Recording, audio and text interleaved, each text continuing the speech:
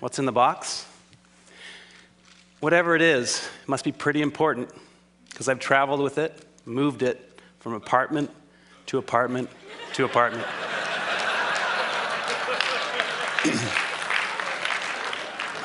Sound familiar?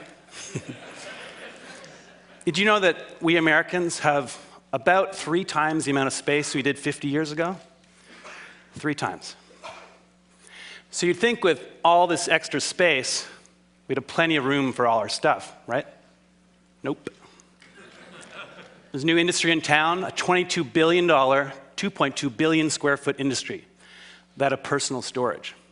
So we've got triple the space, but we become such good shoppers that we need even more space. So where does this lead? Lots of credit card debt, huge environmental footprints, and perhaps not coincidentally, our happiness levels flatline over the same 50 years. Well, I'm here to suggest there's a better way, that less might actually equal more. I bet most of us have experienced at some point the joys of less. College, in your dorm, traveling in a hotel room, camping, where you got basically nothing, maybe a boat.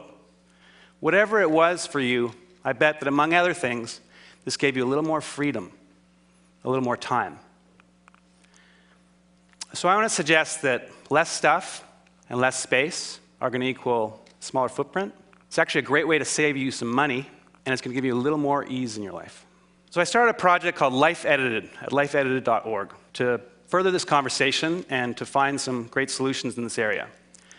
First up, crowdsourcing my 420 square foot apartment in Manhattan with partners Mutopo and Javoto.com. I wanted it all. Home office, sit-down dinner for 10, room for guests, and all my kite surfing gear. With over 300 entries from around the world, I got it, my own little jewel box. By buying a space that was 420 square feet instead of 600, immediately I'm saving 200 grand. Smaller space is going to make for smaller utilities, save some more money there, but also a smaller footprint. And because it's really designed around an edited set of possessions, my favorite stuff, and really designed for me, I'm really excited to be there. So how can you live little? 3 main approaches. First of all, you need to edit ruthlessly. We've got to clear the arteries of our lives. That shirt that I haven't worn in years, it's time for me to let it go. We've got to cut the extraneous out of our lives, and we've got to learn to stem the inflow. We need to think before we buy. Ask ourselves, is that really going to make me happier? Truly? By all means, we should buy and own some great stuff, but we want stuff that we're going to love for years, not just stuff. Secondly, our new mantra, small is sexy. We want space efficiency. We want things that are designed for how they're used the vast majority of the time, not that rare event. Why have a 6-burner stove when you rarely use 3? So we want things that nest, we want things that stack, and we want to digitize. You can take paperwork, books, movies, and you can make it disappear. It's magic. Finally, we want multifunctional spaces and housewares.